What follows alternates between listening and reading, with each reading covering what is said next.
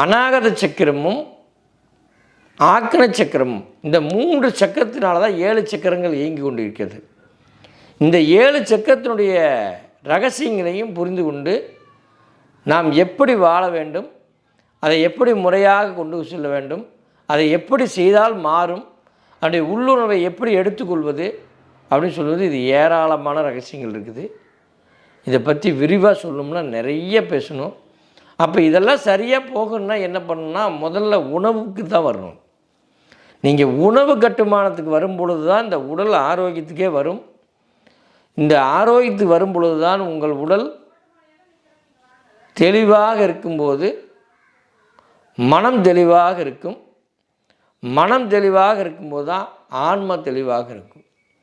இது எல்லாம் தெளிவாகும் பொழுது நீங்கள் பண்ணும் பயிற்சியில் இந்த 7 சக்கரா ஓப்பன் ஆகும்போது உங்களுக்கு மிகப்பெரிய ஒரு